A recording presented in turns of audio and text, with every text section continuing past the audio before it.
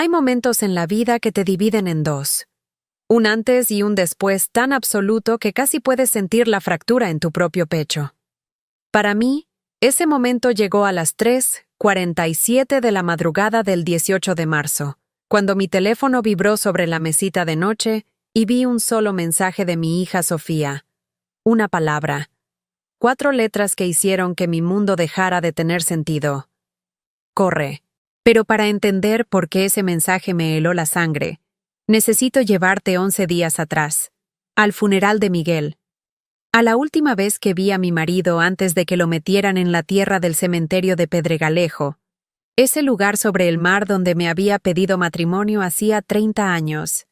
A la última vez que toqué su mano, ya fría, ya sin el calor que había sido mi refugio durante 28 años de matrimonio.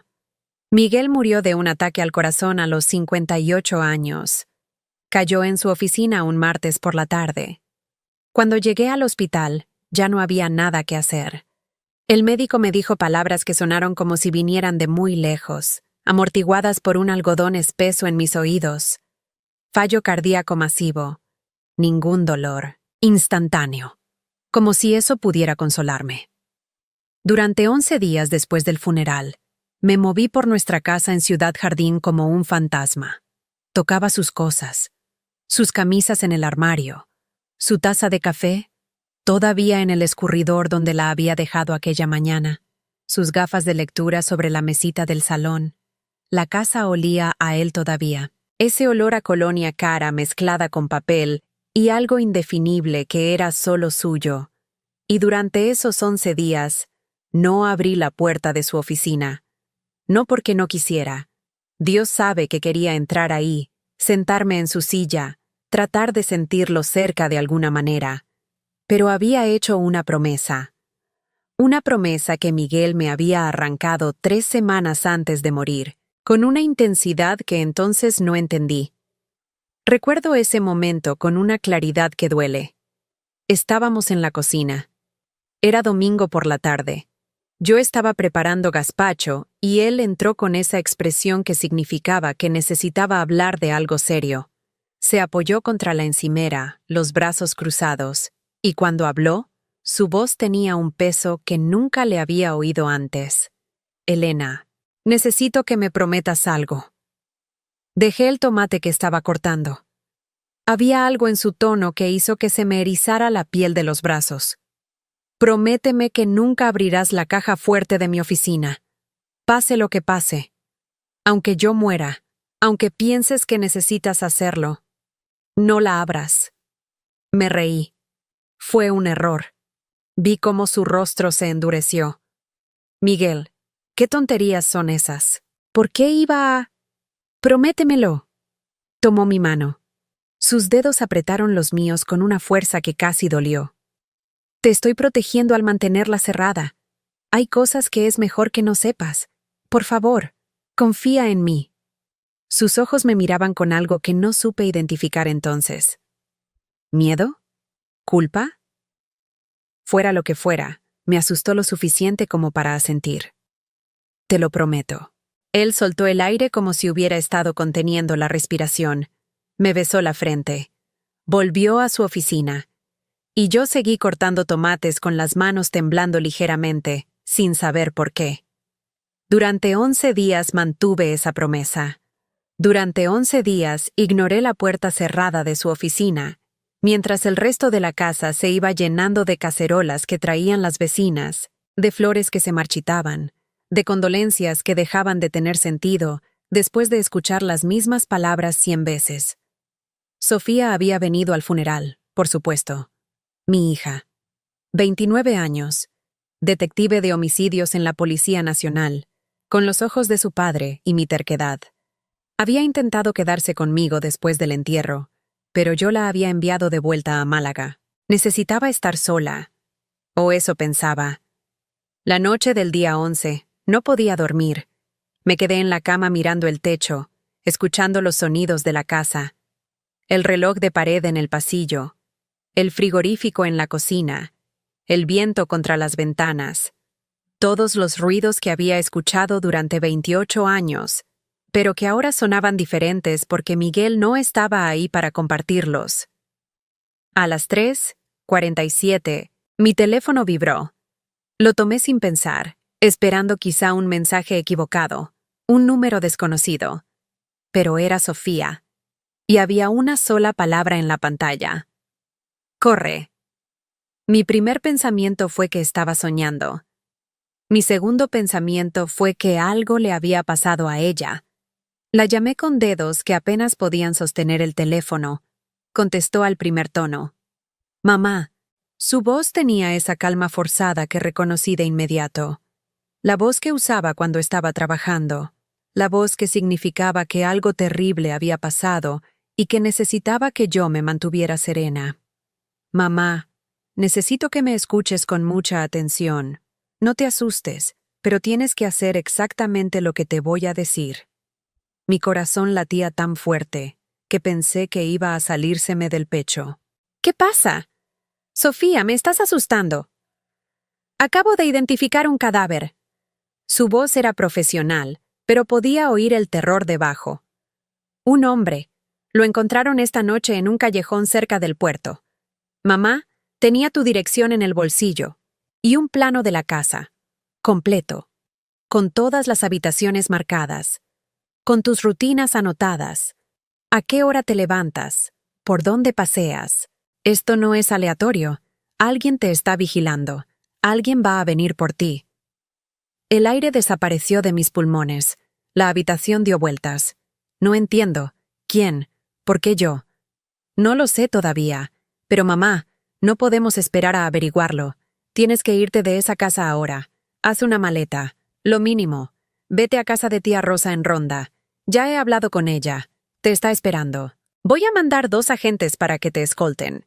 Estarán ahí en 25 minutos. Pero mamá, escúchame. Esto es importante. No entres en la oficina de papá. No toques nada. Solo haz tu maleta y vete. Esa última instrucción me golpeó como un puñetazo. ¿Por qué especificas la oficina de tu padre? Hubo una pausa, demasiado larga. Solo no entres ahí. Por favor, confía en mí. Colgó antes de que pudiera responder.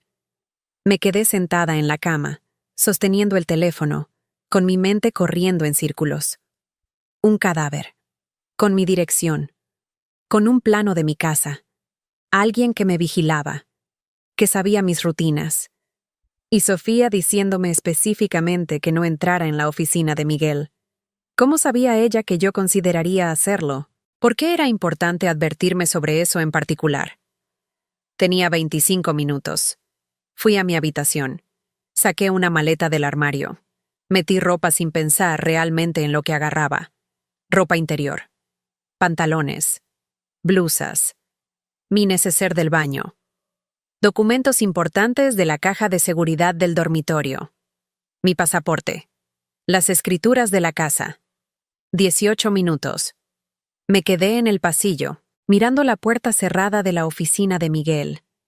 Esa habitación donde había pasado tantas noches trabajando, donde había construido su negocio de arquitectura durante años, donde guardaba sus planos, sus proyectos, sus archivos, donde estaba esa caja fuerte que me había hecho prometer nunca abrir.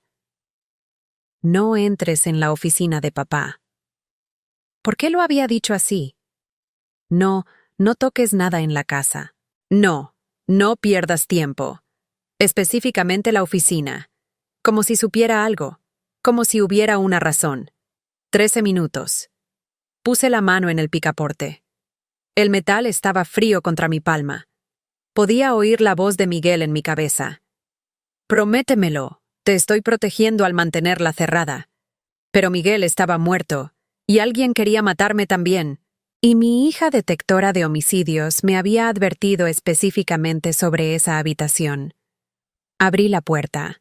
La oficina olía a él tan intensamente que tuve que apoyarme contra el marco. Papel, tinta, su colonia.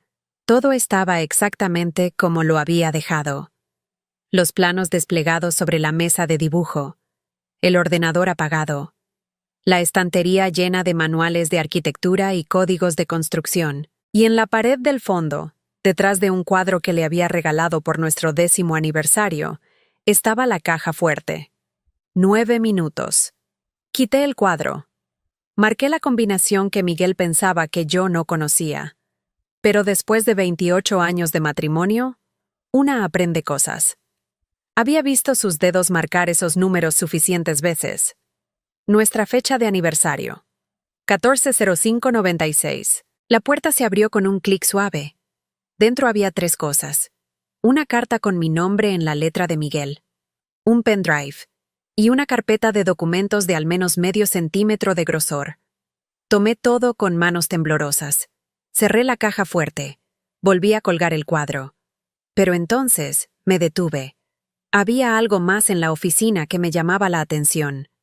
El escritorio de Miguel, siempre tan ordenado, tenía un cajón entreabierto. El cajón donde guardaba sus cosas personales. No documentos de trabajo, cosas suyas, fotos viejas, cartas, recuerdos. 5 minutos. Sabía que no debía perder tiempo. Los agentes llegarían pronto, pero algo me empujó hacia ese cajón. Lo abrí completamente. Dentro había una caja de madera pequeña, de esas que se compran en mercados de artesanía. La reconocí inmediatamente. Se la había comprado en nuestro viaje a Granada hacía 10 años.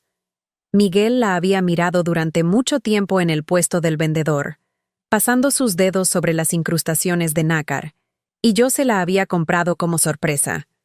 Nunca me había dicho para qué la usaba. La abrí. Dentro había fotos, docenas de ellas.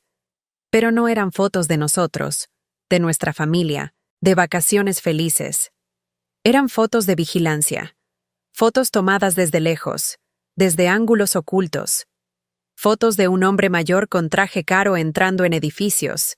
El mismo hombre en restaurantes, en reuniones, en una oficina. Di vuelta a una de las fotos. En el reverso, con la letra cuidadosa de Miguel. Javier, mayo 2019. Reunión con funcionario municipal. Soborno confirmado. Otra foto. Amparo, octubre 2020. Encuentro con abogado corrupto. Documentos falsificados para familia Martínez. Miguel no solo había estado documentando, había estado siguiéndolos, durante años, fotografiándolos, construyendo evidencia visual de cada movimiento sospechoso de sus hermanos, y yo no había sabido nada. 2 minutos. Tomé la caja también. La metí en mi bolso junto con la carta, el pendrive y los documentos. Salí de la oficina justo cuando sonó el timbre. Los 2 agentes eran jóvenes, profesionales. Me trataron con una cortesía respetuosa mientras me escoltaban hasta el coche patrulla. Uno de ellos llevó mi maleta. El otro inspeccionó la casa antes de que saliéramos, comprobando ventanas y puertas con una minuciosidad que me hizo entender que la amenaza era real. «Señora Ruiz», dijo el más joven de ellos, un chico que no podía tener más de 25 años. «Vamos a dejar una unidad vigilando la casa esta noche, y mañana instalaremos cámaras adicionales». La detective Ruiz fue muy clara sobre el nivel de protección que necesita. Asentí sin poder hablar. La detective Ruiz. Mi Sofía. Mi niña que ahora estaba protegiéndome de amenazas que yo todavía no comprendía completamente. Subí al asiento trasero. Miré mi casa mientras nos alejábamos. Las luces que había dejado encendidas en el salón. El jazmín que trepaba por la verja del jardín. El buzón donde Miguel había pintado nuestro apellido con letras doradas hacía 15 años. No sabía si volvería a verla. El viaje a Ronda duró casi 2 horas. Los agentes no hablaron mucho. Yo tampoco. Mantuve el bolso apretado contra mi pecho, sintiendo el peso de los documentos de Miguel dentro. Cada vez que el coche tomaba una curva en la carretera de montaña, mi estómago se apretaba un poco más. A mitad del camino, empezó a llover. Una lluvia fina que se convertía en niebla contra los faros del coche. El agente que conducía, un hombre de unos 40 años con canas en las sienes, redujo la velocidad. «Señora Ruiz», dijo sin apartar los ojos de la carretera. «No quiero alarmarla, pero hay un coche que nos ha estado siguiendo desde que salimos de Málaga. Mi corazón se detuvo. ¿Qué? Todavía no estoy seguro de que sea algo, dijo rápidamente. Podría ser coincidencia. Mucha gente toma esta ruta, pero me gustaría comprobarlo. Voy a tomar el siguiente desvío. Si nos siguen, sabré que es deliberado. El agente más joven se giró en su asiento mirándome. Señora, necesito que se agache. Ahora, póngase en el suelo. ¿Qué? Yo. Ahora, por favor. El tono de su voz no admitía discusión. Me deslicé del asiento al suelo del coche, abrazando mi bolso. Mi corazón latía tan fuerte que podía oírlo en mis oídos. Podía sentir cada bache de la carretera contra mi cuerpo. El coche giró bruscamente. Escuché la respiración controlada de los agentes, el sonido de la lluvia contra el metal, el roce de los limpiaparabrisas. «Nos están siguiendo», dijo el conductor. Su voz era calmada, profesional, pero podía oír la tensión debajo. Confirmo. Sedán oscuro, sin matrícula visible. Acabo de tomar 3 giros aleatorios y están justo detrás de nosotros. El agente joven habló por radio, palabras en código que no entendí. Luego se dirigió a mí. Señora Ruiz, vamos a acelerar. Vamos a perderlos, pero necesito que se quede exactamente donde está. ¿Entiende? Sí. El coche aceleró. Sentí la fuerza del movimiento presionándome contra el asiento delantero. Cerré los ojos. Pensé en Miguel, en Sofía, en cómo había pasado de ser una viuda en duelo a estar huyendo por mi vida en el suelo de un coche de policía en menos de 3 horas. «Los estamos perdiendo», dijo el conductor. «Izquierda, izquierda, ahora». El coche giró con tanta fuerza que rodé. Me golpeé el hombro contra algo duro. No grité. Me mordí el labio tan fuerte que saboreé sangre. 5 minutos de conducción frenética, giros, acelerones, frenadas bruscas. Y entonces, finalmente, el conductor habló otra vez. «Los perdimos, no nos están siguiendo». «¿Estás seguro?» «He dado 8 vueltas en círculo por calles residenciales. Si estuvieran ahí los vería. Se fueron». El agente joven me ayudó a subir de nuevo al asiento. Mis piernas temblaban tanto que casi no podían sostenerme. Vi que me estaba mirando con una expresión que mezclaba preocupación profesional con algo más personal. Compasión, quizá. «Señora Ruiz, ¿está bien? ¿Necesita que paremos?» «Estoy bien, solo. Solo quiero llegar a Ronda». «Entendido. Vamos a tomar una ruta alternativa. Nos llevará 30 minutos más, pero será más seguro». El resto del viaje lo pasé mirando por la ventana trasera. Cada par de faros que aparecía detrás de nosotros me hacía contener la respiración. Cada coche que se acercaba era una amenaza potencial. ¿Quién estaba en ese sedán? ¿Cómo sabían que yo estaba en ese coche? ¿Habían estado vigilando mi casa, esperando a que saliera? Y la pregunta más aterradora, ¿qué habrían hecho si nos hubieran alcanzado?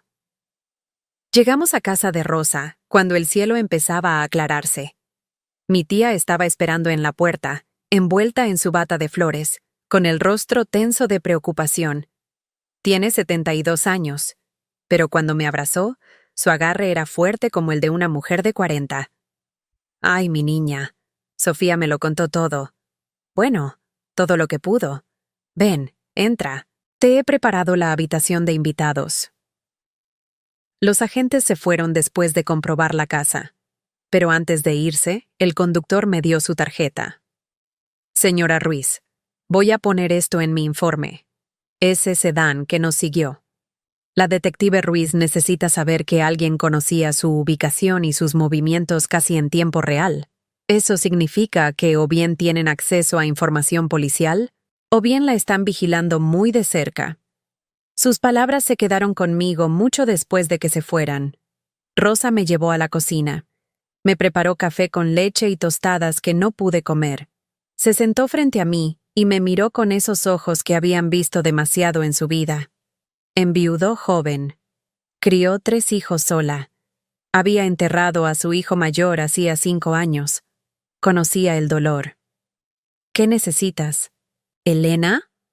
Saqué los documentos de mi bolso, la carta, el pendrive, la carpeta, y ahora también la caja con las fotos de vigilancia. Necesito entender qué me estaba ocultando Miguel. Abrí la carta primero. Estaba fechada 2 meses antes de su muerte, el 15 de enero. Su letra era clara, cuidadosa, la letra que usaba para cosas importantes. Mi amor, si estás leyendo esto, significa que me he ido y que ellos han hecho su movimiento. Lo siento tanto. Todo lo que hice fue para protegerte del veneno de mi familia. Vendrán por el negocio, por las propiedades, por todo. Pero me he preparado para esto. Confía en las personas que he posicionado. Sigue las instrucciones del pendrive. Y Elena, eres más fuerte de lo que nunca has sabido. Sobrevivirás a esto. Te amo. Siempre. Miguel. Tuve que dejar la carta. Mis manos temblaban tanto que el papel susurraba como hojas secas. Rosa me tocó el brazo. ¿Su familia? Pero si casi no hablabais con ellos. Exacto. Mi voz sonaba extraña. Hueca. Casi nunca hablábamos de ellos. Y ahora entiendo por qué. Abrí la carpeta. Y durante las siguientes 3 horas, mientras el sol subía sobre Ronda y la luz entraba por las ventanas de la cocina de Rosa, fui leyendo la historia que Miguel había documentado meticulosamente durante 21 años. Construcciones Ruiz. El negocio familiar de Miguel. La empresa que su padre había fundado en 1975 y que había construido la mitad de las urbanizaciones en la Costa del Sol durante los años 80 y 90. Una empresa respetable, exitosa, admirada, construida sobre fraude. Los documentos estaban organizados por año. Empezaban en 1982 y terminaban en 1998. 16 años de crimen sistemático. El padre de Miguel, trabajando con su hermano mayor Javier, había estafado a 47 familias. Documentos falsificados, escrituras inventadas, sobornos a funcionarios municipales. Familias enteras despojadas de propiedades que habían sido suyas durante generaciones. Miguel había descubierto todo esto en 2003, justo después de que su padre muriera. Había encontrado una caja de documentos escondida en la oficina principal, y había pasado los siguientes 21 años de su vida documentando cada crimen, rastreando cada víctima, preparando restitución. Había recibos de ventas de propiedades que nunca supe que teníamos. 11 propiedades vendidas entre 2005 y 2018. Los fondos transferidos a cuentas que yo no conocía. Contratos con 3 bufetes de abogados diferentes, ninguno en Málaga, preparando casos de restitución. Investigaciones privadas localizando a las familias estafadas, algunas que se habían mudado a otras provincias, 2 que habían emigrado a Argentina. Y en noviembre del año pasado, 4 meses antes de su muerte, Miguel había hecho su preparación final. Había cambiado su testamento. Había transferido cada activo restante a mi nombre. Solo al mío. Todo. La casa. Las propiedades que quedaban. Las cuentas offshore que yo no sabía que existían. Su participación del 60% en Construcciones Ruiz. Javier y Amparo habían heredado nada, excepto sus propias participaciones más pequeñas en una empresa que ya no controlaban. Y Miguel me había dejado la llave para destruirlos. Rosa leyó por encima de mi hombro, su respiración cada vez más rápida. Dios mío, Elena, esto es enorme. Hay más. Saqué el pendrive. Miguel dijo que siguiera las instrucciones. Conectamos el pendrive en el viejo portátil de Rosa. Había carpetas de audio, grabaciones. La primera estaba etiquetada Javier, marzo 2024. Hice clic. La voz de Javier Ruiz llenó la cocina. Fría, calculadora. Hablaba con alguien, probablemente Amparo, en lo que debía ser la oficina de Miguel. Va a arruinarnos. 20 años deshaciendo lo que papá construyó. Está sentado sobre 3,2 millones de euros en evidencia. 3,2 millones que deberían ser nuestros, que planea regalar a esos parásitos que no pudieron mantener sus propias propiedades. La voz de Amparo respondió, goteando desprecio. No podemos razonar con él. Está obsesionado. De verdad piensa que es una especie de héroe, arreglando los errores de papá. Miguel siempre fue débil, demasiado blando para esta familia. Si no va a pensar en nosotros, en el nombre de la familia, entonces tenemos que protegernos nosotros mismos. Javier otra vez. Después de que se vaya, la esposa será fácil de manejar. Es nadie. Una costurera de Cártama que tuvo suerte. Firmará lo que le pongamos delante. Rosa jadeó. Yo no pude hacer ningún sonido. Algo en mi pecho se había endurecido de repente, como metal enfriándose. Una costurera de Cártama que tuvo suerte. Había arreglado vestidos de novia durante 15 años para ayudar a Miguel a construir su práctica de arquitectura. Había mantenido nuestro hogar funcionando durante la enfermedad de su padre, la muerte de su madre, los 3 divorcios de su hermana. Había sido yo quien notó las irregularidades en los libros de la empresa que Miguel había sido demasiado confiado para ver, y para ellos yo era nadie, fácil de manejar. Escuché esa grabación 4 veces, y cada vez algo en mi columna se enderezaba un poco más. Algo que había estado dormido durante 28 años empezaba a despertar. Había más grabaciones. Conversaciones entre Javier y Amparo planeando qué hacer cuando Miguel ya no sea un problema. Discusiones sobre cómo manejarían a la viuda. Referencias vagas pero escalofriantes a asegurarse de que no interfiera. Y entonces encontré la última grabación, etiquetada Amparo Final. Era más reciente, de hacía solo 3 meses. Amparo hablaba con alguien cuya voz no reconocí. ¿Puedes hacerlo parecer natural? Señora, llevo haciendo esto 20 años. Un hombre de su edad, con sus factores de riesgo. Nadie va a cuestionar un ataque cardíaco. ¿Y el tiempo? Dale 2 meses más. Que termine esos proyectos que tiene pendientes. No queremos que nada parezca sospechoso.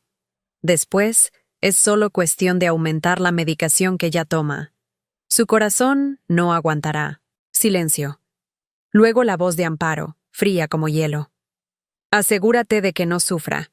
Todavía es mi hermano. Cerré el portátil. Me quedé mirando mis manos. Estaban completamente quietas ahora. Ya no temblaban. Algo había cambiado en mí en las últimas 3 horas. Algo fundamental. Elena. La voz de Rosa era apenas un susurro. Eso es una confesión de asesinato. Lo sé. Mataron a Miguel. Lo asesinaron. Lo sé. Me levanté. Fui al fregadero. Me eché agua fría en la cara. Cuando me miré en el pequeño espejo que Rosa tenía colgado sobre la encimera, vi a una extraña. Una mujer de 52 años con el rostro pálido y los ojos duros. Una mujer que acababa de descubrir que su marido había sido asesinado por su propia familia. Una mujer que ahora sabía por qué alguien había tenido su dirección y el plano de su casa. Querían eliminar el último obstáculo. Volví a la mesa. Saqué mi móvil. Llamé a Sofía. «Mamá, ¿estás bien? ¿Llegaste a lo de tía Rosa?» «Sofía, necesito que vengas aquí. Ahora. Y trae tu grabadora oficial. Tengo algo que tienes que escuchar». Mi hija llegó 3 horas después con otro detective. Un hombre mayor llamado Ruiz, sin relación familiar. Se sentaron en la mesa de la cocina de Rosa y escucharon las grabaciones. Vi cómo el rostro de Sofía se iba poniendo cada vez más pálido. Vi cómo apretaba los puños. Vi el momento exacto en que la detective profesional tuvo que luchar contra la hija devastada. Cuando terminaron, se miraron. El detective Ruiz habló primero. «Señora Ruiz, estas grabaciones son... Esto es evidencia de conspiración para cometer asesinato. Pero necesito preguntarle, ¿cómo las obtuvo su marido? ¿Dónde estaba cuando se hicieron?» Miré los documentos de Miguel otra vez. Había una nota al final, en su letra cuidadosa. Sistema de vigilancia instalado en oficina principal. Marzo 2023. Audio activado por voz. Grabaciones almacenadas automáticamente. Javier y Amparo nunca lo supieron.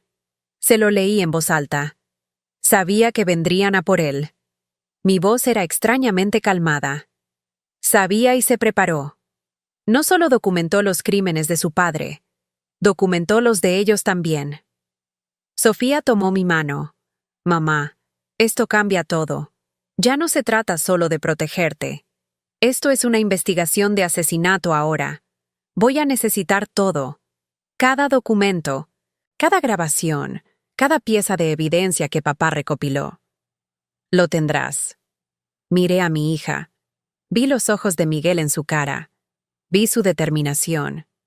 Pero Sofía, hay algo más que tienes que saber. Miguel no trabajó solo en esto. Dejó instrucciones.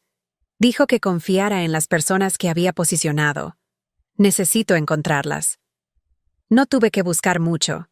Ellas me encontraron a mí. La primera llamada llegó esa misma tarde. Un número desconocido. Contesté con cautela. Señora Ruiz, soy Tomás Ruiz, el primo de Miguel. Conocía a Tomás vagamente. Lo había visto en bodas y funerales familiares, siempre en la periferia, nunca parte del círculo íntimo de los Ruiz. Un hombre callado de unos 45 años que trabajaba como abogado en Sevilla. Tomás. Yo. No sé si este es un buen momento para... Miguel me dijo hace 3 años que podría necesitar hacer esta llamada. Su voz era firme, segura. Me dijo que si algo le pasaba, debía esperar hasta que usted se pusiera en contacto o hasta que sus hermanos hicieran un movimiento. Sofía me contó sobre el cuerpo que encontraron, sobre las amenazas. Soy abogado, como Miguel sabía. Tengo copias de todo lo que él recopiló, almacenadas en 3 ubicaciones separadas, y tengo instrucciones sobre exactamente cómo proceder. Me preparó para esto. Por favor, permítame ayudarla. Me senté despacio. Otra pieza de ajedrez que Miguel había posicionado, esperando este momento exacto. ¿Tiene copias de todo? Toda la documentación sobre los fraudes de 1982 a 1998. Todos los casos de restitución preparados. Todas las grabaciones hasta febrero de este año, un mes antes de su muerte. Miguel me enviaba actualizaciones cada mes. Yo las guardaba. Nunca me dijo por qué, solo que algún día sería importante. Ahora lo entiendo. ¿Por qué? La pregunta salió como un susurro. ¿Por qué ayudarle? ¿Por qué arriesgarse contra su propia familia? Hubo una pausa larga. Porque Javier y Amparo destruyeron a mi padre. En 1995, mi padre era uno de los inversores pequeños en Construcciones Ruiz. Cuando descubrió lo que estaban haciendo, amenazó con denunciarlos. Lo arruinaron. Falsificaron documentos que lo hacían parecer que había robado de la empresa. Mi padre murió 6 meses después, con su nombre destrozado. Miguel investigó lo que realmente pasó. Me mostró la evidencia. Me dijo que algún día tendríamos justicia. He estado esperando 22 años. Tomás Ruiz. Otro aliado silencioso. Otra persona que Miguel había preparado, había posicionado, había armado con verdad. Ven a Ronda, le dije. Necesito verte en persona. Llegó al día siguiente. Trajo 3 cajas de archivos. Nos sentamos en el comedor de Rosa y pasamos horas comparando sus documentos con los míos. Todo coincidía. Todo encajaba. Miguel había creado un sistema de respaldo perfecto. Pero Tomás trajo algo más. Un sobre sellado con mi nombre. Miguel me dio esto hace 6 meses. Me dijo que solo se lo diera si algo le pasaba. Abrí el sobre con dedos que habían vuelto a temblar. Dentro había otra carta. Elena, si Tomás te está dando esto, significa que se acabó el tiempo. Perdóname por dejarte con esta carga. Perdóname por no ser más valiente, por no enfrentarme a ellos cuando todavía estaba vivo. Pero no podía arriesgarte. Sabía que si los desafiaba abiertamente, irían por ti primero. Así que esperé. Documenté. Preparé. Y ahora, te dejo todo esto porque eres la única persona en el mundo en quien confío completamente. Toma las decisiones que yo no pude tomar. Haz la justicia que yo no tuve el coraje de hacer. Y Elena, por favor, no pienses que eres débil, porque has vivido en paz todos estos años. La paz requiere más fuerza que la guerra. Pero ahora la guerra ha venido a ti. Y sé que estarás a la altura. Siempre lo has estado. Te amo más de lo que las palabras pueden decir. Miguel. Tomás me dejó llorar. Rosa me trajo té que no bebí.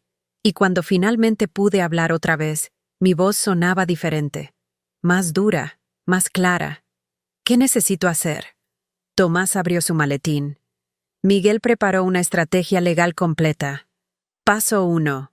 Presentar denuncias formales ante la Fiscalía Anticorrupción en nombre de las 47 familias defraudadas. Tengo todos los nombres, todas las direcciones actualizadas, toda la documentación probatoria. Paso 2. Congelar todos los activos de Javier y Amparo bajo sospecha de actividad criminal. Paso 3. Iniciar procedimientos de restitución. Miguel liquidó activos durante años para preparar el dinero. Está todo listo. Solo necesitamos tu autorización para proceder. ¿Cuánto tiempo tomará? Meses, quizá un año. Pero Elena, con la evidencia que Miguel recopiló, es imposible que pierdan. Imposible. Miré los documentos esparcidos sobre la mesa. 21 años de trabajo meticuloso. Miles de horas de investigación. Todo hecho en secreto, en silencio, mientras vivía su vida normal conmigo. Mientras me besaba buenos días y me preguntaba cómo había estado mi día. Mientras cenábamos juntos y hacíamos planes para el futuro. Todo ese tiempo, llevando este peso solo. Pero entonces Tomás sacó algo más de su maletín. Un cuaderno.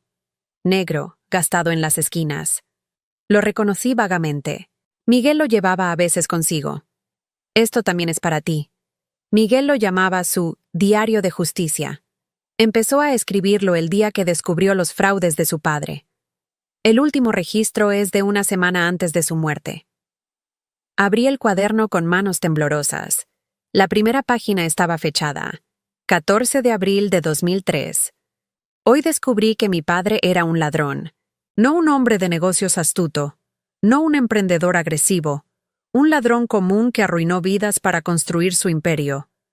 Encontré la caja en su antigua oficina, documentos que detallan 16 años de fraude sistemático, 47 familias. Algunas perdieron casas. Otras perdieron tierras que habían estado en sus familias durante generaciones, y mi padre durmió bien cada noche sabiendo lo que había hecho. Me siento enfermo, me siento traicionado. Pero más que eso, me siento responsable. Esto se hizo en mi nombre, con el dinero que pagó mi educación, mi boda, mi vida. Sangre y lágrimas de extraños financiaron mi felicidad. No sé cómo arreglarlo todavía, pero lo haré. Dedicaré mi vida a esto si es necesario. Elena no puede saberlo aún. La protegeré de esto hasta que tenga un plan, hasta que sea seguro. Pasé las páginas, años de registros, investigaciones, descubrimientos, y entre las líneas de estrategia legal y evidencia acumulada, había algo más. Sus pensamientos, sus miedos, su amor por mí. 23 de noviembre de 2010. Elena preguntó hoy por qué trabajo tanto. Le dije que tengo proyectos grandes. No es mentira, exactamente. Pero tampoco es la verdad. La verdad es que cada hora que paso documentando estos crímenes es una hora que ella está a salvo de las consecuencias. Javier y Amparo no saben todavía lo que estoy haciendo. Cuando lo sepan, vendrán por mí. Y posiblemente por ella también. Tengo que ser más cuidadoso. 15 de marzo de 2018. Localicé a la familia Martínez. Se mudaron a Córdoba después de perder su tierra. El hijo, ahora de 43 años, me dijo que su padre murió sin recuperar su dignidad. Lloró al teléfono cuando le expliqué que íbamos a intentar hacer restitución. Me dijo: «Ya es muy tarde para mi padre, pero gracias». Me sentí destrozado y determinado al mismo tiempo. Tarde es mejor que nunca. 2 de enero de 2024. Mi corazón está fallando. La doctora Medina lo confirmó hoy. Necesito cirugía urgente. Le dije que no todavía. 6 meses más. Solo necesito 6 meses para terminar las preparaciones. Para asegurarme de que Elena estará protegida cuando yo no esté. Para posicionar a todas las personas que necesitará. Tomás está listo. Los abogados están listos. La evidencia está completa. Solo necesito transferir todo a su nombre. Cambiar el testamento. Escribir las cartas finales. 6 meses. Mi corazón puede aguantar 6 meses. Cerré el cuaderno. No podía leer más. No todavía. Hazlo, dije a Tomás. Mi voz sonaba como si viniera de muy lejos. Presenta las denuncias. Congela sus activos. Empieza los procedimientos. Todo. Tomás asintió. Hay algo más. Miguel sabía que Javier y Amparo no se quedarían quietos. Sabía que irían a por ti legalmente cuando descubrieran lo que había hecho con su testamento. Así que preparó defensas. Tengo 3 abogados más listos para unirse al caso si es necesario. Todos trabajaron con Miguel. Todos saben exactamente qué hacer. 3 abogados más. ¿Cuántas piezas había movido Miguel en este tablero que yo nunca había visto? Esa noche, después de que Tomás se fuera, me senté en el pequeño patio de Rosa. El aire olía a jazmín y a tierra húmeda. Las estrellas eran brillantes sobre Ronda, ese pueblo blanco colgado sobre el desfiladero. Podía oír el sonido distante del río Guadalevín en el fondo del Tajo. Sofía me llamó. Mamá, tenemos resultados preliminares del cadáver. El hombre se llamaba Ricardo Palacios. Antecedentes por agresión, intimidación, trabajos de sicario para organizaciones criminales en los 90. Se había retirado, supuestamente, pero alguien le pagó 50.000 euros hace 2 semanas. Transferencia desde una cuenta en Gibraltar. ¿Pudiste rastrear la cuenta? Estamos trabajando en ello. Pero mamá, hay algo más. Encontramos su teléfono. Mensajes con alguien llamado Jefe. Las últimas instrucciones fueron: la viuda está sola ahora. Espera a que baje la guardia. Tiene que parecer un robo que salió mal. El mensaje está fechado hace 5 días. 5 días. Habían esperado 5 días después del funeral de Miguel para activar su plan. Habían calculado cuánto tiempo necesitaría para bajar la guardia, para estar vulnerable, para estar sola. Si Sofía no hubiera identificado ese cuerpo, si no me hubiera advertido, si no hubiera abierto esa caja fuerte. Están desesperados, dije. Saben que el tiempo se les acaba. Por eso necesitas quedarte en Ronda, lejos, escondida. Déjanos hacer nuestro trabajo. Pero al día siguiente, Javier y Amparo hicieron su movimiento. Los documentos llegaron por mensajero a casa de Rosa un jueves por la tarde. Una demanda legal desafiando el testamento de Miguel. Alegaban que Miguel no estaba en su sano juicio cuando lo modificó, que había estado bajo influencia indebida, que yo lo había manipulado para desheredar a su familia legítima. El lenguaje era elegante, lleno de terminología legal, pero el mensaje era claro: danos lo que queremos o te destruiremos en los tribunales.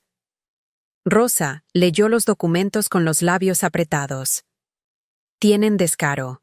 Matar a su propio hermano y luego llamarte manipuladora. No tienen pruebas de que lo mataron, todavía. Llamé a Sofía. ¿Cuánto tiempo para que se procesen las grabaciones? La fiscalía está trabajando en ello. Necesitan verificar autenticidad, establecer cadena de custodia. Estas cosas llevan tiempo, mamá. No tenemos tiempo. Pero el viernes por la tarde llegó otra pieza del rompecabezas de Miguel. Una mujer llamó a mi móvil. Su voz era profesional, cálida. Señora Ruiz, soy la doctora Medina. Fui la cardióloga de su esposo. Recordaba ese nombre vagamente. Miguel había mencionado a su médico algunas veces. Doctora, no sé si este es un buen momento. Entiendo que está pasando por mucho. Y no sé si esto es apropiado, pero siento que necesita saber algo. Su esposo vino a verme hace 11 meses con síntomas. Quise programar cirugía inmediata. Se negó. Dijo que necesitaba 6 meses más para terminar preparaciones. Que no era seguro para usted todavía. Documenté todo. Tengo 14 páginas de registros médicos mostrando que él tomó una decisión consciente y repetida de posponer el tratamiento. Eligió protegerla sobre su propia vida. Y señora Ruiz, hay algo más que necesita saber. Mi corazón se detuvo. ¿Qué? Su esposo vino a verme una última vez, 2 semanas antes de su muerte. Le dije que su ventana de oportunidad se había cerrado, que la cirugía ya no era una opción, que en cualquier momento, que podría pasar en cualquier momento. Me miró y me dijo, ya casi terminé. Solo necesito 2 semanas más. Entonces ella estará a salvo. Señora Ruiz, él sabía. Sabía que cada día podría ser el último. Y aún así siguió trabajando para asegurarse de que usted estuviera protegida. El teléfono casi se me cayó de las manos.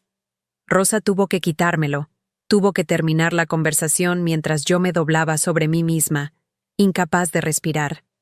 Miguel había sabido. Había sabido que se estaba muriendo. Y había elegido morir para darme tiempo de escapar, de sobrevivir, de luchar. 2 semanas más. 2 semanas trabajando con un corazón que literalmente podría detenerse en cualquier momento. 2 semanas de dolor que nunca me mencionó. 2 semanas robadas a una vida que podría haberse salvado. Lloré hasta que no quedaron más lágrimas. Y cuando finalmente pude levantarme, cuando finalmente pude hablar otra vez, algo había cambiado. Algo se había asentado en mi pecho como acero templado. No iba a dejar que su sacrificio fuera en vano.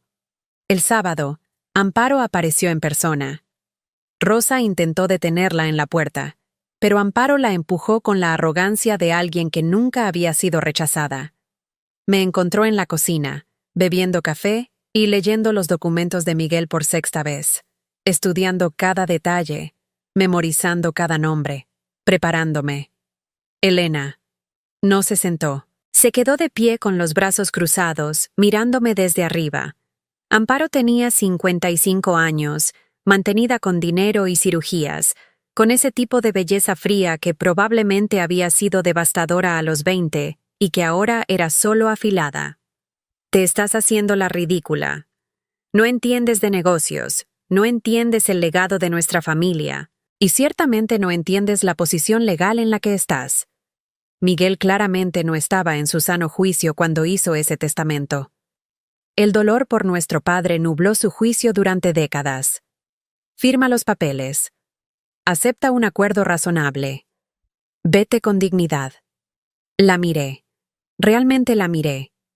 Amparo era alta, delgada, vestida con ropa cara que gritaba dinero. Llevaba su superioridad como perfume. Probablemente había usado esa misma expresión, ese mismo tono, para intimidar a docenas de personas a lo largo de su vida. No, dije. Parpadeó. ¿Perdón? Dije no.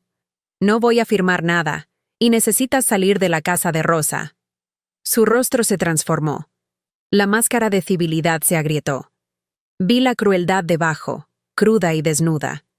¿Crees que puedes pelear contra nosotros? Eres una costurera, Elena. No tienes idea de lo que estás haciendo. Te enterraremos en honorarios legales. Arrastraremos el nombre de Miguel por cada periódico en Andalucía. Nos aseguraremos de que todos sepan que era un traidor que robó a su propia familia. Y cuando terminemos, no tendrás nada. Me levanté. El movimiento fue lento, deliberado. Sentí cada músculo de mi cuerpo alineándose. Sentí ese acero en mi pecho expandiéndose. Miguel había creído en mí. Había apostado su vida por mi fuerza. No iba a demostrarle que estaba equivocado. «Sal», dije. Mi voz no tembló. «Y dile a Javier que revise las cuentas de la empresa, muy cuidadosamente, porque el lunes por la mañana, Tomás va a presentar denuncias formales ante la Fiscalía Anticorrupción en nombre de 47 familias que vuestro padre defraudó. Cada propiedad, cada documento falsificado, cada funcionario sobornado. Miguel lo documentó todo». Amparo se puso blanca. Su boca se abrió pero no salió ningún sonido. ¿Estás mintiendo? Abrí mi portátil y lo giré hacia ella. Los archivos de Miguel, organizados por año, por nombre de familia, por dirección de propiedad. Cientos de documentos, miles de páginas, 21 años de preparación meticulosa. Tu hermano me llamó nadie, dije. Miguel sabía que lo harías. También sabía que yo era lo suficientemente fuerte como para terminar lo que él empezó. Ahora sal de esta casa antes de que te haga sacar. Algo cambió en el rostro de Amparo. La arrogancia se evaporó, reemplazada por algo más peligroso. Miedo. Pero no el miedo de alguien que se da por vencido. El miedo de un animal acorralado. No sabes con quién te estás metiendo. Sisió. ¿Crees que Miguel era tan inteligente?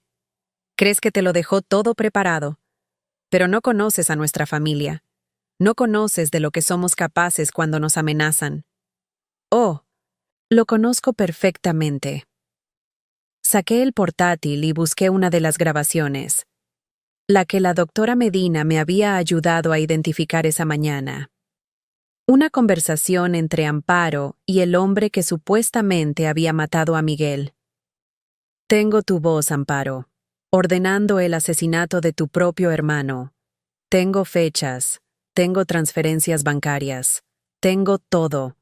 Su rostro pasó del blanco al verde. Eso no es admisible. No puedes probar nada. Deja que la fiscalía decida eso. Me acerqué a ella. Por primera vez en 28 años de conocerla, vi que retrocedía. Vete, y no vuelvas. La próxima vez que nos veamos será en un tribunal. Se fue, pero antes de salir, se giró una última vez. Vas a arrepentirte de esto, Elena, te lo prometo. Ya me arrepiento de muchas cosas, dije. De no haberle preguntado más a Miguel, de no haber visto lo que su familia le estaba haciendo, de haber enviado a Sofía de vuelta a Málaga después del funeral cuando debería haberla mantenido cerca. Pero defender a mi marido muerto y honrar su memoria no será una de ellas. Rosa me abrazó después de que la puerta se cerrara. Dios mío, Elena, no sabía que tenías eso en ti. Yo tampoco, susurré. Pero Miguel sí. El lunes por la mañana, Tomás presentó las denuncias. Para el miércoles, la fiscalía había abierto una investigación. Para el viernes, los activos de Javier y Amparo estaban congelados pendientes del resultado. Pero Miguel había preparado una cosa más. Una pieza que no descubrí hasta que Tomás me trajo el archivo final. Miguel había escrito cartas individuales a las 47 familias. Las había rastreado, algunas se habían mudado a otras provincias, 2 habían emigrado a Argentina. Las cartas explicaban lo que su padre había hecho. Se disculpaban. Y delineaban la restitución que había preparado. Compensación monetaria completa por las propiedades robadas, calculada al valor de mercado actual, más un 4% de interés anual por cada año desde que ocurrió el fraude. El total ascendía a poco más de 8 millones de euros. Miguel había liquidado casi todo para prepararlo. Pero el párrafo final de cada carta era idéntico, y cuando Tomás me lo leyó, tuve que sentarme. No puedo deshacer lo que mi padre les hizo. Solo puedo intentar arreglarlo. Si está leyendo esto, significa que no sobreviví para ver la justicia personalmente, pero mi esposa Elena lo hará. Ella es más fuerte de lo que sabe. Nunca ha fallado a nadie que amó, y no les fallará a ustedes. Esta es mi fe en ella, mi acto final, y mi disculpa por tardar tanto en encontrar el coraje que ella siempre ha tenido. Tomás dejó que llorara. Cuando finalmente pude hablar otra vez, mi voz era apenas un susurro. Lo puso todo en movimiento. Las denuncias, la restitución, la destrucción legal de sus hermanos, todo activado por su muerte como un mecanismo con detonador retardado. Exacto. Javier y Amparo pensaban que estaban heredando un imperio. En cambio, heredaron exposición. Llevó tiempo. 11 meses de investigaciones, de testimonios, de documentos revisados y revisados otra vez. Pero al final, la evidencia era tan abrumadora que Javier y Amparo aceptaron acuerdos con la fiscalía en lugar de enfrentar juicio.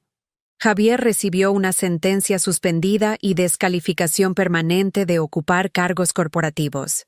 Amparo fue multada con 340.000 euros. Ambos fueron ordenados a pagar restitución adicional a las familias. En cuanto al cargo de asesinato, las grabaciones fueron suficientes para abrir una investigación criminal. Pero la persona que Amparo había contratado había muerto en un accidente de tráfico 2 meses después de la muerte de Miguel. Muy conveniente. Demasiado conveniente. Pero sin él, sin evidencia física adicional, la fiscalía decidió que no podían proceder con cargos de asesinato. Amparo y Javier salieron libres de ese crimen. Pero no salieron ilesos. Construcciones Ruiz fue disuelta. Trabajé con Tomás para asegurar que los empleados, los que habían sido leales, los que habían estado listos para testificar, recibieran paquetes de indemnización que Miguel había financiado por adelantado. Él había calculado incluso esas cantidades, años atrás. Las 47 familias recibieron su compensación. Conocí a 31 de ellas personalmente. Algunas lloraron. Algunas estaban furiosas de que hubiera tardado tanto. Algunas solo parecían exhaustas, como si hubieran abandonado la esperanza de justicia hace décadas. La primera familia que visité fue la de los Martínez. Vivían en un apartamento pequeño en Córdoba, 3 generaciones apretujadas en 60 metros cuadrados. El hijo, Carlos, tenía 43 años. Trabajaba de mecánico. Su madre, Dolores, tenía 71. Cuando les entregué el cheque, 230.000 euros, el valor actual de la tierra que les habían robado en 1987 más intereses, Dolores no lo tocó. ¿Es real?, preguntó. Su voz temblaba. ¿Esto es de verdad? Es real, dije. Su tierra valía 80.000 euros en 1987. Con inflación y intereses, esto es lo que debería valer hoy. Carlos tomó el cheque con manos que temblaban tanto como las de su madre. Mi abuelo murió sin recuperar su dignidad, dijo. Su voz se quebró. Murió pensando que era un fracaso. Que había perdido la tierra de su familia por ser estúpido, por confiar en las personas equivocadas. Se lo llevó a la tumba. Ese dolor, esa vergüenza. Dolores empezó a llorar. Un llanto silencioso que sacudía sus hombros. Le dije que no era su culpa. Le dije 1000 veces que los Ruiz lo habían engañado, pero nunca me creyó. Pensaba que era una esposa defendiendo a su marido. Nunca tuvimos pruebas. Nunca pudimos hacer nada. Me senté con ellos durante 3 horas. Les conté sobre Miguel, sobre cómo había descubierto el fraude, sobre los 21 años que había pasado documentando todo, sobre cómo había dado su vida para asegurarse de que recibieran justicia. ¿Por qué?, preguntó Carlos. ¿Por qué haría eso un Ruiz? Ellos nos destruyeron. ¿Por qué su hijo gastaría su vida arreglándolo? Porque no era como ellos, dije. Porque creyó que la familia de la que vienes no determina quién eres. Porque creyó en la justicia más que en la lealtad ciega. Cuando me fui, Dolores me abrazó. Dile gracias a tu marido, susurró. Donde sea que esté, dile que le devolvió la dignidad a mi esposo, aunque sea demasiado tarde para que él lo sepa. No pude responder, solo asentí. Visité a 6 familias más esa semana. Cada historia era diferente. Cada una era la misma. Dolor, pérdida. Justicia que llegaba décadas tarde pero que seguía siendo justicia. Una mujer, 76 años, me tomó las manos y dijo, «Tu marido le devolvió la dignidad a mi padre. Dile gracias, donde sea que esté». Otra familia, los Vargas, habían perdido una casa en Marbella en 1992. Se habían mudado a Argentina en 1998, derrotados, buscando un nuevo comienzo. Ahora su hija, María Soledad, vivía en Buenos Aires. Le mandé su compensación por transferencia bancaria. Me escribió 2 semanas después. Una carta larga, escrita a mano. que me llegó con matasellos argentino. Los empleados de Construcciones Ruiz, los que habían sido leales a Miguel, empezaron a contactarme también. Tenían su propia evidencia. Correos electrónicos de Javier ordenándoles falsificar informes. Grabaciones de Amparo gritándole a Miguel durante reuniones de junta, amenazándolo, llamándolo traidor a la familia. Evidencia de los hermanos intentando acceder a fondos de la empresa que Miguel había congelado. Carmen Valero, que había sido la asistente de Miguel durante 15 años, vino a verme con una caja de recuerdos. Miguel me pidió que guardara esto, dijo. Me dijo que si algo le pasaba, te lo diera. No sabía qué había adentro. Lo había sellado. Abrí la caja. Dentro había fotos. Fotos de nosotros. De nuestra boda. De Sofía de bebé. De vacaciones familiares. De momentos cotidianos que yo ni siquiera sabía que él había fotografiado. Y en el fondo de la caja había una nota. Elena. Estos son los momentos que hicieron que todo valiera la pena. Cada sacrificio. Cada secreto. Cada noche que trabajé en lugar de estar contigo. Los hice por estos momentos. Por la vida que construimos juntos. Por la familia que creamos. No te estoy dejando solo con la carga de la justicia. Te estoy dejando también con esto.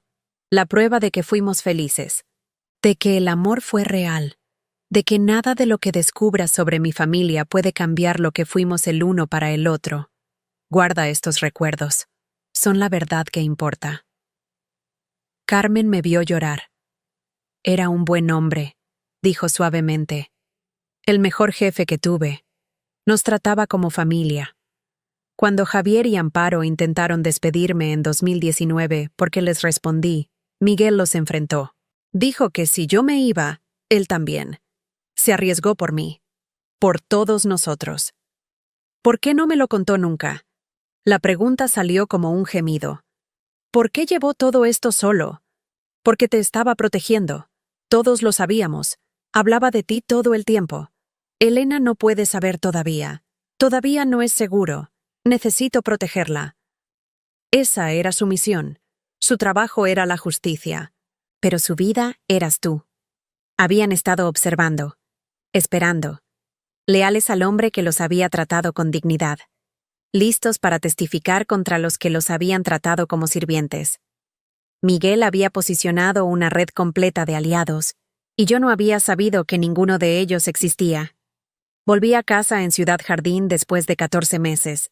La policía había liberado la casa después de 2 semanas, pero yo no había podido regresar hasta entonces. Necesitaba tiempo. Necesitaba ser más fuerte. Cuando abrí la puerta principal, la casa olía a cerrado, a abandono. Abrí todas las ventanas. Dejé entrar el aire de marzo. El jazmín en el jardín estaba floreciendo otra vez. Miguel lo había plantado cuando nos mudamos aquí hace 22 años.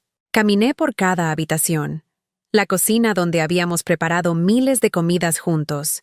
El salón donde Sofía había dado sus primeros pasos. El dormitorio donde habíamos dormido lado a lado durante 28 años. Cada espacio lleno de recuerdos. Cada rincón susurrando su nombre.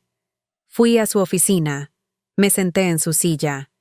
Miré los planos que todavía estaban desplegados sobre su mesa de dibujo. Un proyecto que nunca terminaría. Un hospital infantil en Ronda. Los planos estaban casi completos. Solo faltaban los detalles finales. Y abrí la caja fuerte por segunda vez. Estaba vacía excepto por una foto. Nuestra foto de boda. Yo con 24 años. Él con 30. Los dos sonriendo como si el mundo fuera solo nuestro. Como si nada malo pudiera tocarnos jamás. Tomé la foto. La sostuve contra mi pecho. Y le hablé como si pudiera oírme. Tenías razón. Era más fuerte de lo que sabía. Pero Miguel, ojalá hubieras confiado en mí antes. Ojalá me hubieras dejado ayudarte, mientras todavía estabas vivo. Podríamos haber peleado juntos. El silencio de la casa no respondió. Pero no necesitaba respuesta. Sabía lo que diría. Me había dejado una carta completa explicándolo. Me había estado protegiendo de su familia desde el día que nos casamos, sabiendo que si los desafiaba abiertamente, irían por mí primero. Así que había esperado, había documentado, había preparado, y me había dado las herramientas para terminar lo que él no pudo. Me quedé en esa oficina hasta que el sol se puso. Leí su diario de justicia completo. 21 años de registros. Vi cómo había evolucionado de un joven arquitecto devastado por el descubrimiento de los crímenes de su padre a un hombre con una misión. Vi cómo cada familia localizada lo llenaba de esperanza, cómo cada documento recopilado lo acercaba a la justicia. Y vi cómo, en cada página, mencionaba mi nombre, preocupándose por mi seguridad, planeando mi protección, amándome incluso cuando estaba trabajando en secretos que no podía compartir. Empecé un pequeño negocio de consultoría ayudando a familias a navegar disputas de propiedad. Tomás trabaja conmigo. También lo hace Carmen, una de las abogadas que Miguel contrató, y 3 de los ex empleados de Construcciones Ruiz que querían seguir luchando por la gente como Miguel había luchado. No somos ricos. La mayor parte de la fortuna de Miguel fue a restitución, como debía ser. Pero no necesito riqueza. Tengo algo que Amparo y Javier nunca entendieron. Tengo las relaciones que Miguel construyó. Tomás y yo tomamos café cada martes. La doctora Medina me invitó a unirme a su club de lectura. Las familias que Miguel ayudó me envían tarjetas de Navidad, me llaman en mi cumpleaños, me han tejido en sus vidas. Visito la tumba de Miguel cada domingo. Está en el cementerio con vista al mar en Pedregalejo, donde me propuso matrimonio hace 30 años. Llevo flores. Le cuento sobre Sofía, que fue ascendida a sargento detective. Sobre Rosa, cuya artritis está actuando. Sobre los tomates en el jardín. Y le digo que tenía razón. Era lo suficientemente fuerte. La casa en Ciudad Jardín es mía otra vez. Vivo aquí sola, pero no me siento sola. Las paredes están llenas de recuerdos. La cocina donde hicimos miles de comidas juntos. El jardín donde Miguel plantaba cosas que nunca crecían bien pero que insistía en intentar cada primavera. La oficina donde pasó 21 años construyendo justicia en silencio. Sofía me preguntó el mes pasado si estaba enojada con su padre por guardar secretos. Pensé en ello durante mucho tiempo. No, finalmente dije. Me conocía mejor de lo que yo me conocía a mí misma. Sabía que necesitaría descubrir mi propia fuerza, no que me la dieran. Todo lo que escondió, lo escondió para que yo pudiera encontrarlo cuando estuviera lista. Mi hija me miró con esos ojos que son tan parecidos a los de su padre. ¿Y estabas lista, mamá? ¿Cuando llegó el momento? No, admití. No estaba lista.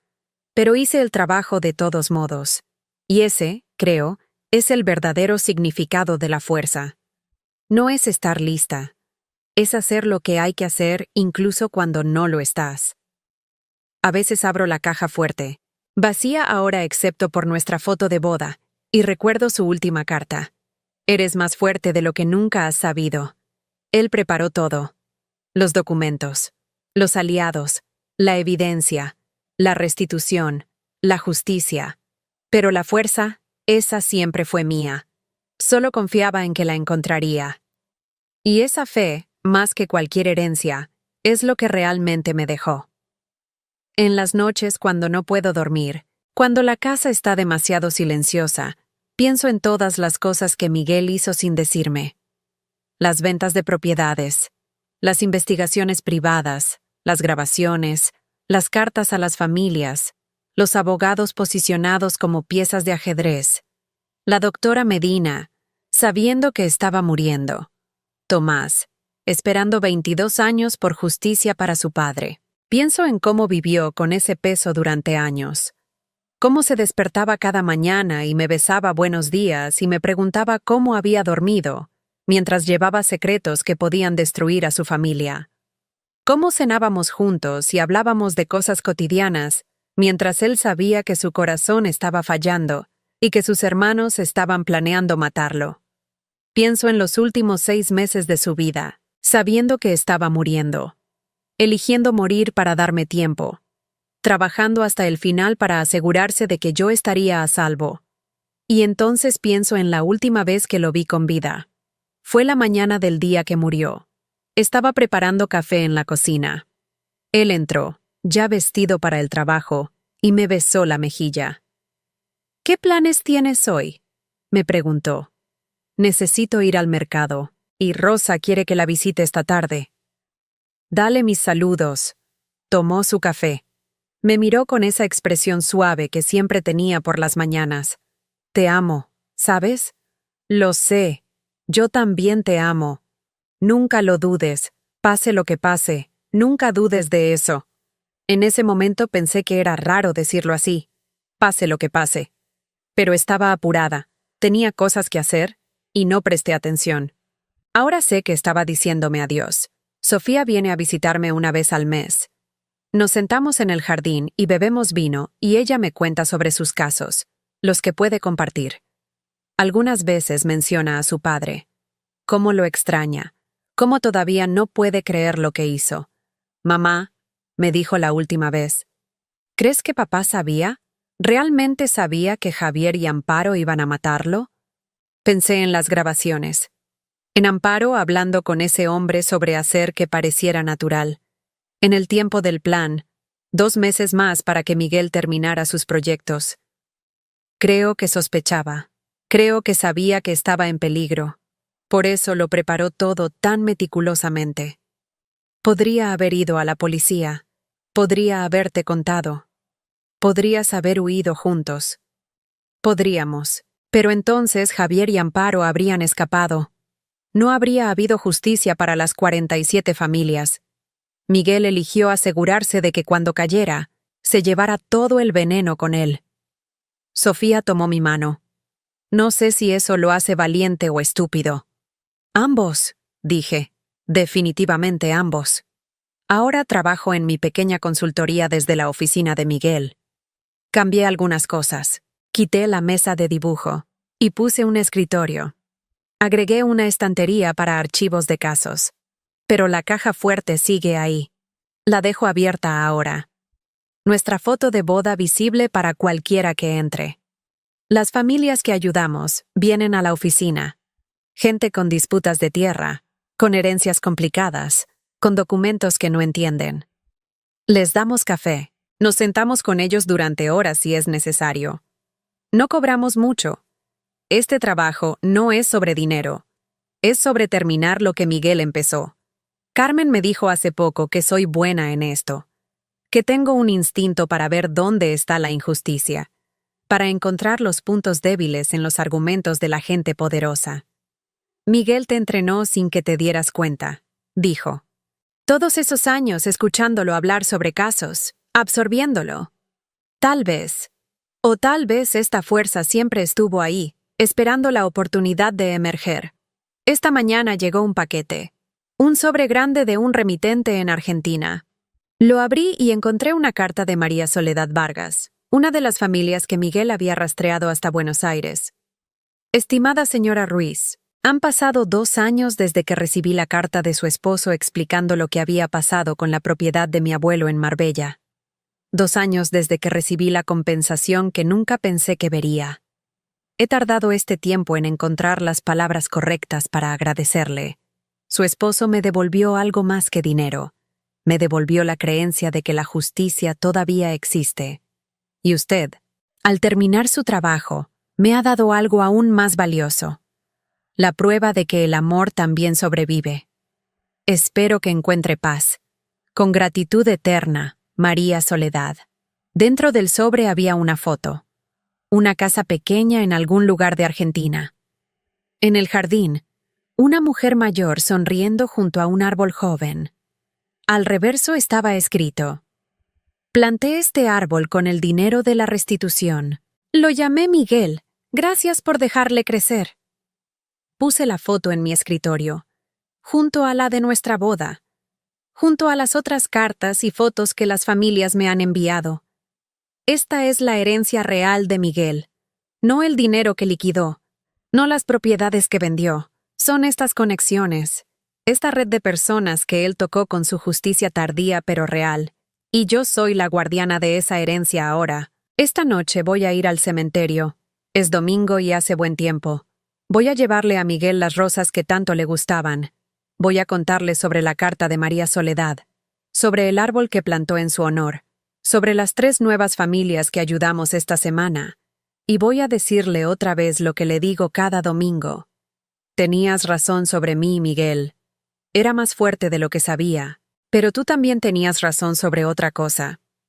El amor sobrevive, sigue aquí, en cada familia que ayudamos, en cada injusticia que deshacemos, en cada momento que elijo seguir adelante en lugar de rendirme.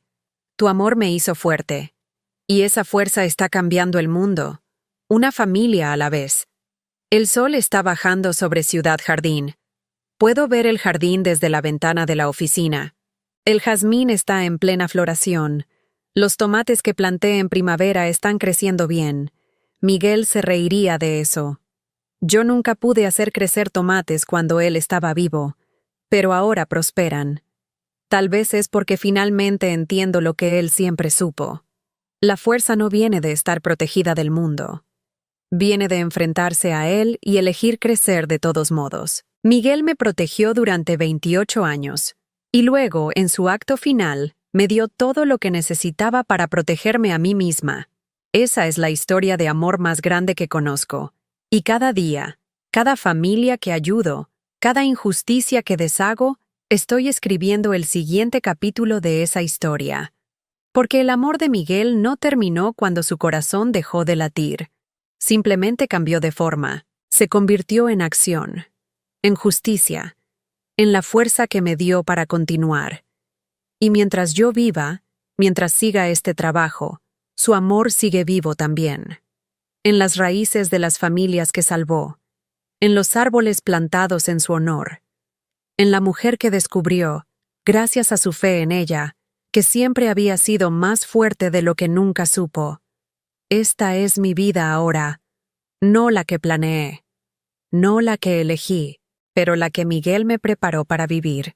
Y estoy agradecida por cada día difícil, porque cada desafío me demuestra que él tenía razón. Soy más fuerte de lo que nunca supe, y esa fuerza es su regalo final para mí.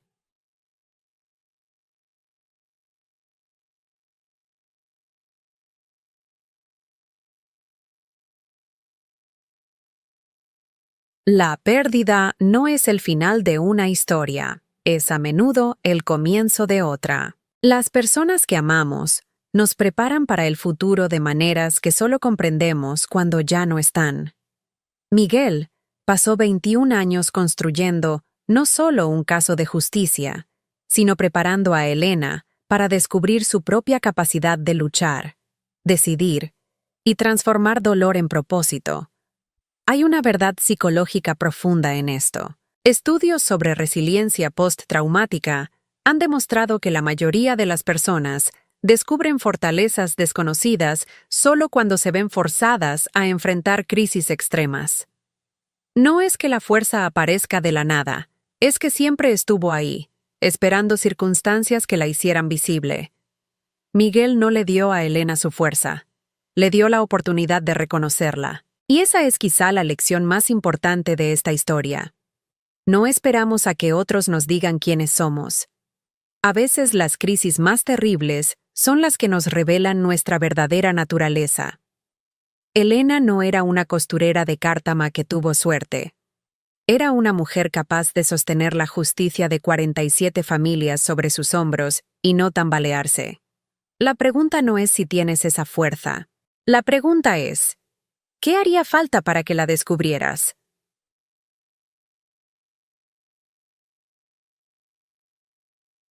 Si esta historia te resonó, dale like. Comenta qué parte te impactó más. Quiero leerte. Suscríbete si aún no lo has hecho porque tenemos más historias que te van a dejar pensando. Y dime, ¿desde dónde me estás viendo y qué hora es ahí? Me encanta saber que estamos conectados en este momento, no importa dónde estés.